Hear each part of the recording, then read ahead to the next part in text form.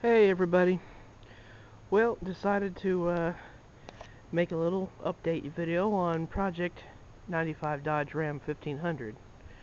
So let's go inside and take a look.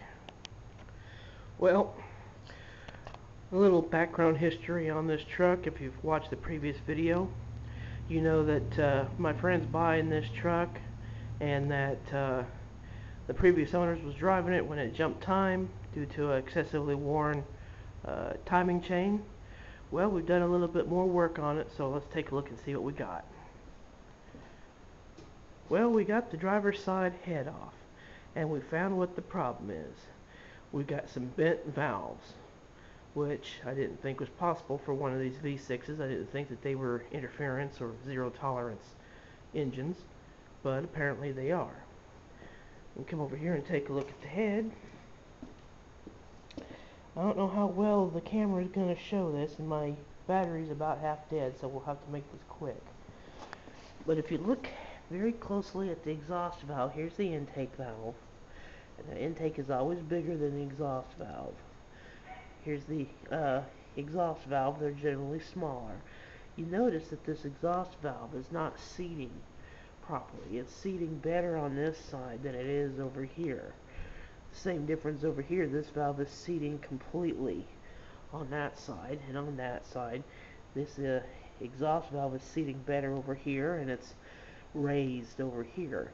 Well, what it is the valves got hit by the pistons, and if you look on each exhaust valve right there, there's a mark on these valves where they got hit by the pistons.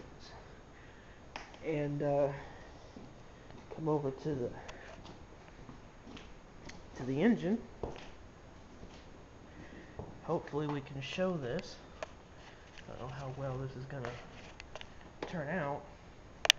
If you look in the inside of those pistons there, on those recesses for the pistons, which apparently this means that this is an interference engine. I was told whenever you see an engine that's got these recesses down in here in the shape of the pistons, it means it's an interference engine.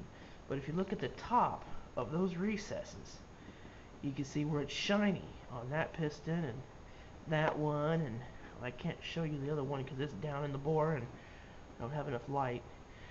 But these shiny spots inside the depressions on the pistons indicates that the pistons were hitting the valves.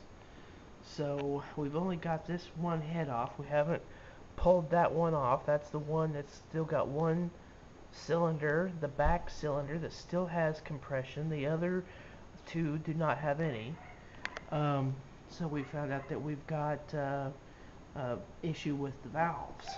We've got some bent valves here. The damage to this engine isn't limited to the valves either. You notice we've got some bent push rods. These are the push rods as they are in order, how they came off the engine. And we've got, this one is noticeably bent, this one is noticeably bent, and that one. I would be willing to say that even the ones that appear straight, if you put them on a smooth surface and roll them, showed some warpage. Now, the reality is the valves are hardened steel. The push rods, I don't believe they are. They rely on their tubular design and the hollowness for strength and rigidity.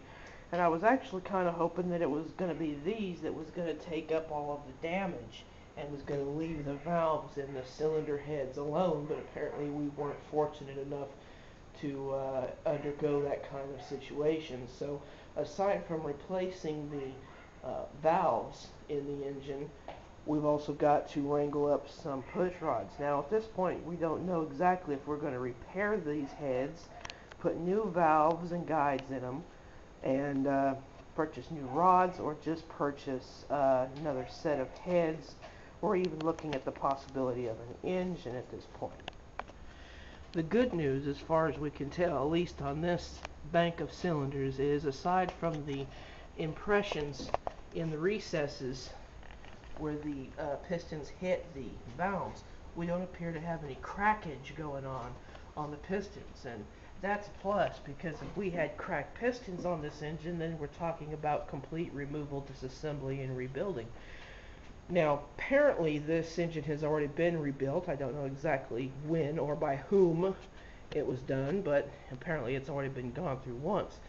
Now, we still haven't pulled the passenger head, and we expect to find pretty much the same thing going on that we found over here, and that's bent valves and, of course, bent push rods, with the exception of the back cylinder. But, of course, if you've got this many bent valves and bent components, if we was to rebuild this head, the proper way of doing it is to replace every valve in the every damaged valve in the engine, and if we were going to do that, probably replace them all.